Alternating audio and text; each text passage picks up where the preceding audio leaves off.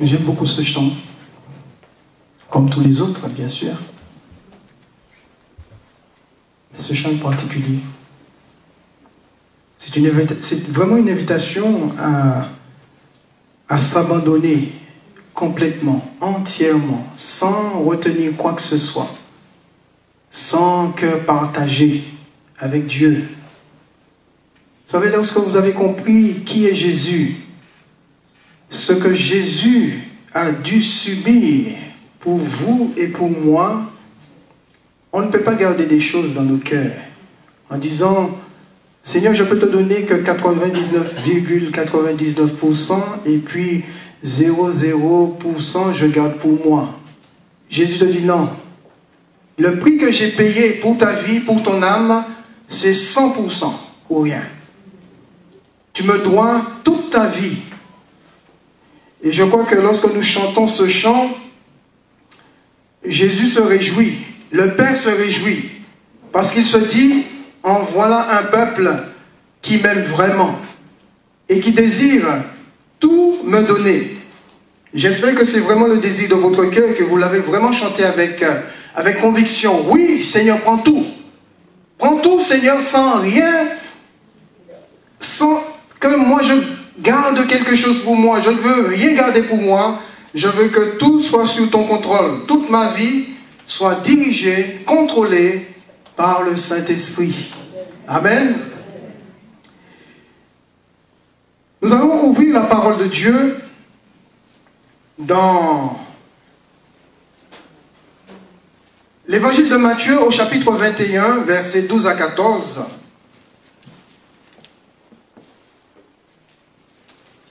Matthieu 21.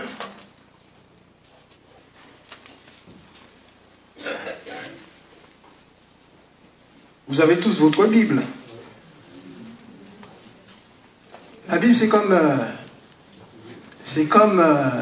notre arme. Hein. Si nous partons à la guerre sans fusil, et que l'autre a... Il y a un souci. Si nous partons à la guerre sans fusil, et qu'en face de nous, nous avons notre adversaire avec son fusil, son arme, je ne crois pas qu'on va faire long feu. Hein. Celui qui sera par terre, ce n'est pas l'adversaire. C'est celui qui n'a pas d'arme. Alors nous allons ouvrir la parole de Dieu dans l'évangile de Matthieu au chapitre 21, versets 12 à 14. Il nous est dit, Jésus entra dans le temple de Dieu. Il chassa tous ceux qui vendaient et qui achetaient dans le temple. Il renversa les tables des changeurs et les sièges des vendeurs de pigeons. Il leur dit, il est écrit, ma maison sera appelée une maison de prière. Mais vous en faites une caverne de voleurs. Les aveugles et les boiteux s'approchèrent de lui dans le temple et il les guérit. Amen. Prions quelques instants, s'il vous plaît. Notre Dieu, notre Père, nous te bénissons et nous te remercions pour ce temps de grâce, ce temps de bénédiction, ce temps où tu nous accordes, Seigneur, d'être dans ta présence, parce que tu as déchiré le voile pour nous donner, Seigneur notre Dieu, ce libre accès dans ta présence. Alors ce matin, nous sommes reconnaissants, Seigneur notre Dieu, parce que nous ne méritions rien. Et nous réalisons la grâce que nous avons, le privilège que nous avons de t'appartenir et de t'appeler Père. Ce matin, Seigneur, nul ne puisse se priver de ta glorieuse présence. Que le Saint-Esprit puisse nous aider, Seigneur, à saisir, Seigneur, ta parole, à saisir ta pensée, et aussi à la mettre en pratique. Alors notre Dieu, c'est dans le nom de Jésus-Christ que nous t'avons prié. Sois béni. Amen. Jésus va entrer dans le temple de son Père comme il avait l'habitude de le faire. Il entrait dans les synagogues et on lui donnait le rouleau du livre qu'il lisait. Il était là pour partager la parole de Dieu avec ceux qui avaient faim et soif d'entendre la bonne nouvelle. Pour Jésus, tous ceux qui étaient dans le temple se retrouvaient, pour lui, ne devaient être là que pour se recueillir dans la prière, exprimer leur reconnaissance à Dieu pour le fait de les avoir exaucés dans la prière. Leur reconnaissance au travers de la louange et de l'adoration, c'est ce que nous avons fait ce matin. Et pour surtout écouter le conseil de la parole de Dieu, le conseil de leur Père, au travers des différents rabbins. Et le plus grand rabbin était là ce matin, ce jour-là, c'était Jésus qui va leur parler de la part du Père. Le temple en lui-même était un lieu de rencontre entre Dieu et Israël, son peuple. Et quand Jésus arrive, espérant retrouver des bien-aimés dans le recueillement, dans la louange, dans l'adoration, dans la reconnaissance, il se retrouve face à quelques personnes qui vont faire autre chose que ceux qui étaient convenus dans la maison de Dieu. Il y avait un véritable trafic qui se faisait dans le temple. La prière, la louange, l'adoration avaient laissé place au troc. Des vendeurs de pigeons, des vendeurs de toutes sortes de choses dans la maison de Dieu. Et on sent que ce qui était convenu, ce qui était prévu par Dieu dans son temple avait été écarté pour autre chose. Alors cela, Jésus va manifester une grande colère en déclarant son but, le but premier de la maison de Dieu, en disant que la maison de Dieu, la maison de mon Père sera appelée, non pas une maison de louange, non pas une maison d'adoration, mais une maison de prière.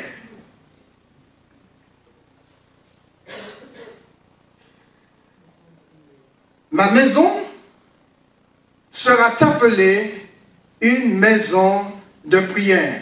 Le titre du message, c'est « Au cœur de ma maison ».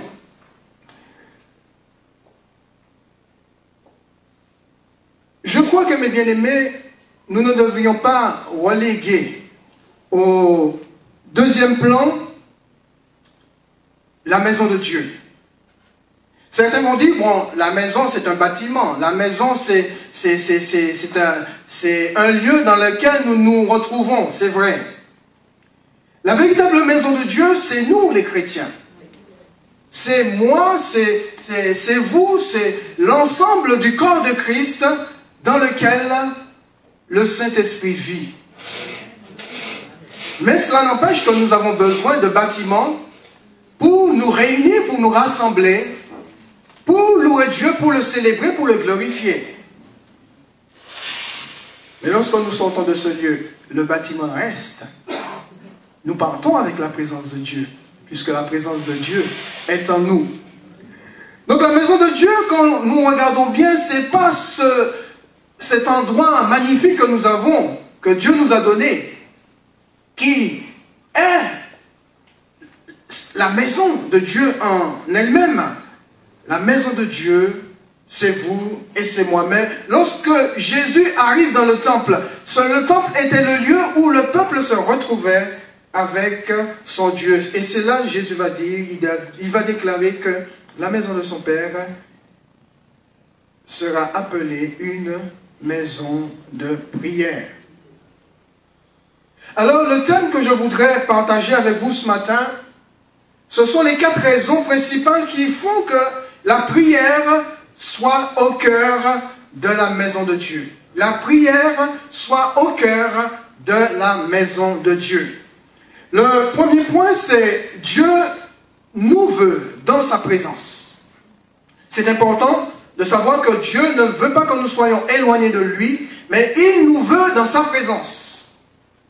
Le deuxième point, c'est que Dieu nous garde dans sa présence.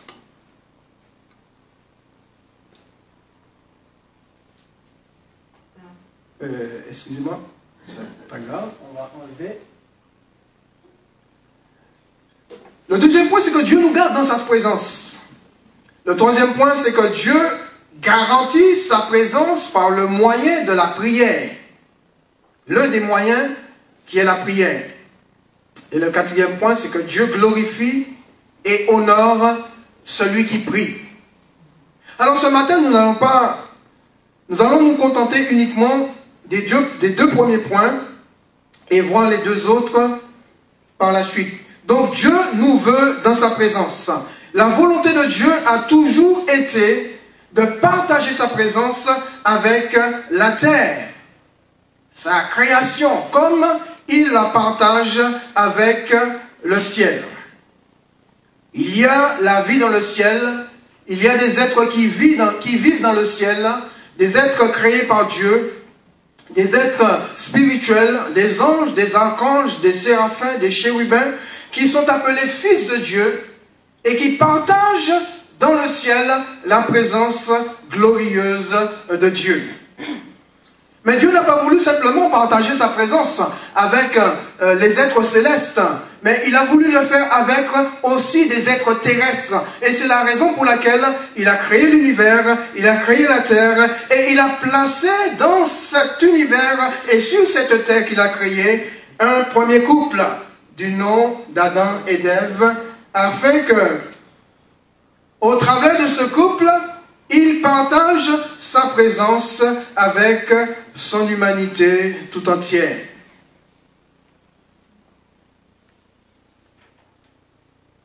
Le partage de la présence de Dieu sur la terre avec les vivants que nous sommes est tellement important parce que cela nous montre le cœur de Dieu vis-à-vis de sa création, vis-à-vis des êtres qu'il a créés. Nous sommes tous des créatures de Dieu, créées à l'image de Dieu, et nous l'avons entendu ce matin. Et Dieu nous appelle à devenir ses enfants. Et c'est avec justement ces enfants que Dieu veut avoir une relation particulière, une intimité particulière. Il veut partager sa présence de manière intime avec ses enfants. Bien qu'il la partage avec l'univers, avec toute sa création, parce que tout ce que nous recevons, nous le recevons de la part de Dieu. Et que son nom soit béni. Alors il y a des choses importantes qui m'interpellent dans l'histoire de ce premier couple. La première chose, c'est la bénédiction les concernant.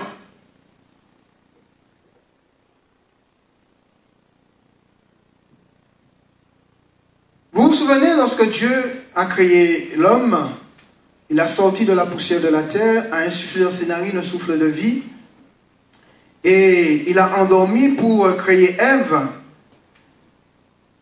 Il les a tous les deux bénis. Et il leur a dit, soyez féconds. Alors qu'est-ce que ça veut dire? La transmission de la vie dans le ciel, et bien sûr, se fait, et c'est fait par Dieu, puisque dans le ciel, il n'y a pas de reproduction. Les anges ne se reproduisent pas. Et la vie se donne, et la vie s'est donnée au moyen du Dieu Tout-Puissant. C'est Dieu qui a donné la vie. C'est Dieu qui a créé. C'est Dieu qui a fait en sorte qu'il y ait des êtres spirituels afin de pouvoir partager avec eux sa présence. Par contre, la transmission de la vie sur la terre se fait au travers de la reproduction, bien que Dieu soit à l'origine de la vie. La vie, nous ne pouvons pas la comprendre. Nous ne pouvons pas l'expliquer. Mais nous savons, derrière la vie se trouve Dieu, bien que Dieu permet que l'homme et la femme donnent la vie. Donc, au travers de la reproduction, la vie se transmet. Mais nous savons très bien qu'à l'origine de la vie se trouve celui qui est la vie même, c'est-à-dire notre Dieu. Alors Dieu leur fit du bien en leur donnant la vie et aussi en leur donnant la possibilité de transmettre la vie.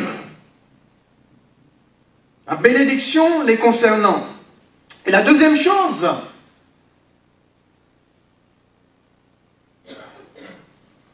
c'est le sens du partage venant de Dieu. Lorsque vous regardez à l'époque de l'Ancienne Alliance, Dieu se révélait au travers du temple. Au travers, en premier lieu, au travers du tabernacle. C'était le lieu de rencontre de Dieu avec son peuple. Dieu voulait être au milieu de son peuple. Dieu voulait résider avec son peuple. Et il a demandé à Moïse de construire le tabernacle. Nous avons par la suite le temple, où Dieu a voulu rencontrer aussi son peuple, résider au milieu de son peuple au moyen du temple. Et c'est là où Dieu pouvait bénir. Dans le tabernacle, dans le temple, Dieu continuait à bénir son peuple. Et nous voyons aujourd'hui avec l'Église, c'est au travers de l'Église que nous recevons aussi la bénédiction du Seigneur, la bénédiction de notre Dieu. Et ça nous permet de comprendre que Dieu avait déjà un projet dans son cœur, le projet de fonder une famille spirituelle. Une famille où on trouvera des hommes et des femmes qui appartiennent à Dieu. Des fils et des filles de Dieu qui lui appartiennent et qui forment la famille de Dieu. Et par rapport à cette famille, on sent que Dieu voulait partager avec sa famille. Dieu voulait partager avec son peuple comme il a voulu le faire avec Israël dans l'Ancienne Alliance. Nous lisons dans la première épître aux Corinthiens, chapitre 6, verset 19,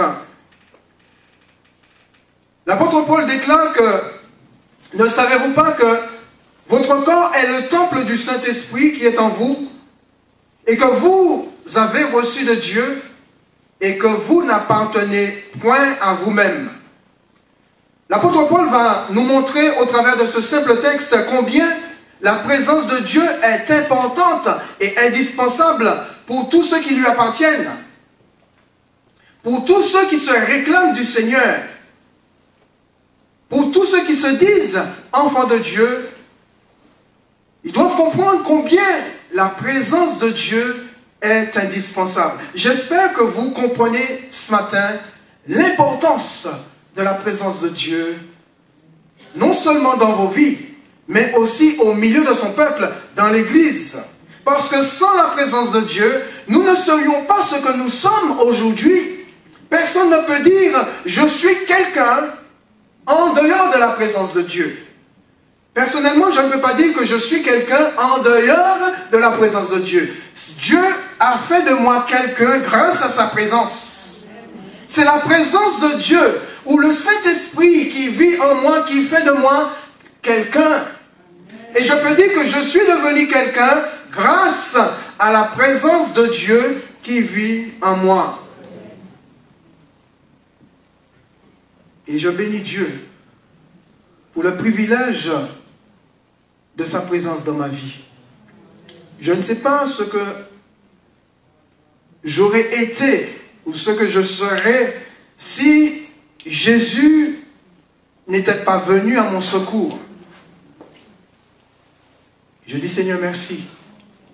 Et tout ce qui importe pour moi aujourd'hui, ce n'est pas moi, ce n'est pas ma propre vie, mais c'est la présence de Dieu dans ma vie. Alors c'est important quand on a compris la valeur de la présence de Dieu en nous par le Saint-Esprit, c'est important de comprendre de ne jamais remplacer cette présence par autre chose. Ne jamais remplacer cette présence par autre chose. Ce qui s'est produit dans le temple avec Jésus, dans le texte que nous avons lu, peut se produire aussi. Et malheureusement se produit dans différentes églises.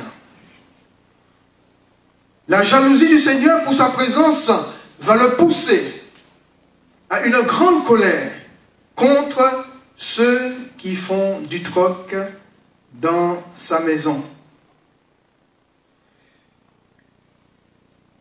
Les échanges dans la maison de Dieu qui n'ont rien à voir avec ce que Dieu a prévu pour sa maison, ces échanges peuvent se produire aussi dans nos propres vies, puisque comme je l'ai dit tout à l'heure, nous sommes le temple du Saint-Esprit. L'Esprit vit en nous. Et Dieu a fait de nous sa propre maison, son temple. Et dans ce temple-là, nous pouvons aussi faire des échanges qui n'ont rien à voir avec ce que Dieu a prévu pour son temple. Ça peut être des échanges avec le péché. Et nous savons très bien que Dieu a en horreur le péché et qu'il ne permettra pas que dans son temple, il y ait une reine, je dirais, de péché dans sa maison.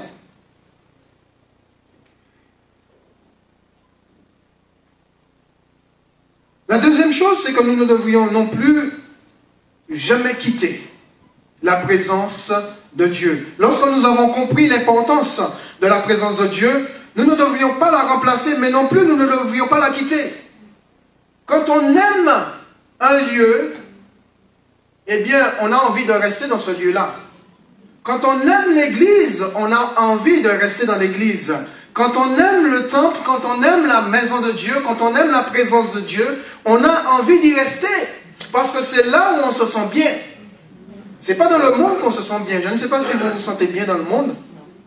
Mais moi, je suis mal dans le monde. Je suis très mal dans le monde. Je vais mal dans le monde. Parce que le monde, ce n'est pas ma patrie. Parce que le monde, ce n'est pas le lieu où je vais vivre éternellement avec mon Dieu. C'est dans la présence de mon Dieu que je vivrai éternellement. Et c'est important de comprendre que la présence de Dieu, que nous vivons déjà maintenant sur cette terre, nous ne devrions jamais la quitter. Nous avons dans l'évangile de Luc au chapitre 10, verset 30, cette belle histoire de cet homme qui descendait de Jérusalem à Jéricho. Vous la connaissez. Il sort de Jérusalem, il a terminé d'adorer Dieu, il peut-être rentre chez lui et qu'il va tomber au milieu des brigands qui vont le dépouiller, qui vont le charger de coups et qui vont le laisser là, raide, mort, à moitié mort. Simplement pour vous dire, mes bien-aimés, il est important de comprendre, de ne pas négliger la présence de Dieu et de ne jamais quitter cette présence. Parce que lorsque nous quittons la présence de Dieu, nous enlevons sur notre vie la main protectrice du Tout-Puissant. Lorsque nous nous écartons de la présence de Dieu, eh bien nous enlevons sur notre vie le regard bienveillant de Dieu qui nous garde, qui nous protège. Et nous tombons au milieu des brigands qui vont nous dépouiller, nous charger de coups et nous laisser à moitié morts. C'est ça la volonté du diable pour chacune de nos vies, pour la vie de ceux qui appartiennent aux enfants de Dieu. Et c'est la raison pour laquelle le Seigneur nous dit, mon enfant, ne quitte pas ma présence. Si tu veux être gardé, si tu veux être protégé, si tu veux être guidé, si tu veux constamment que moi je te conduise, il faut absolument que tu restes dans ma présence.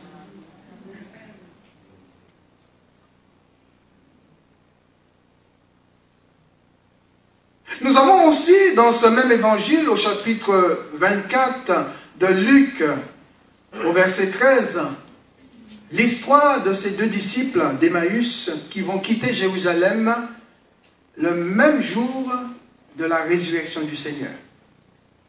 Alors qu'ils devaient rester à Jérusalem, puisque Jésus avait dit qu'il ressusciterait le 3e jour. Et c'était le 3e jour, et c'est ce jour-là où les deux disciples d'Emmaüs vont quitter Jérusalem, ils vont quitter la présence de Dieu pour se diriger vers Emmaüs. Alors que Jésus leur avait dit, attendez, attendez. Ils n'ont pas attendu, ils ont quitté la présence de Dieu, ils ont quitté Jérusalem en direction d'Emmaüs. Heureusement que le Seigneur a fait route avec eux, le Seigneur s'est révélé à eux et ils ont fait demi-tour dans la présence de Dieu. Retour à Jérusalem. Nous avons aussi l'histoire de ce fils prodigue qui va abandonner la maison de son père, là où il avait tout. Son père était riche, son père avait des mercenaires qui travaillaient pour lui. Il n'avait même pas besoin de lever le petit doigt. Il avait des serviteurs à son service. Il avait tout dans la maison du père, mais il avait envie de vivre sa vie. Et il est parti. Il a vécu sa vie. Et lorsqu'il a réalisé que le monde n'était pas sa patrie, que le monde ne le convenait pas, et que la maison de son père, il avait tout, eh bien, il a fait demi-tour dans la maison de son père. C'est important, mes bien-aimés, cette pensée, ce que le Seigneur nous dit ce matin, le fait de ne pas négliger sa présence, mais aussi de ne pas la quitter. Jésus, dans l'évangile de Luc, au chapitre 11, verset 14, il nous a dit, Jésus priait un jour en un certain lieu, lorsqu'il eut achevé, un de ses disciples lui dit, Seigneur, enseigne-nous à prier, comme Jean l'a enseigné à ses disciples. Il leur dit, quand vous priez, dites, Père, que ton nom soit sanctifié, que ton règne vienne. Donne-nous chaque jour notre pain quotidien. Pardonne-nous nos offenses, car nous aussi, nous pardonnons à quiconque nous offense et ne nous induis pas en tentation. Amen. Je crois qu'il y a des exigences divines pour garder la présence de Dieu. Et au travers de ce texte, j'en trouve deux. Deux exigences traduites par deux verbes. Le premier verbe, c'est le verbe sanctifier.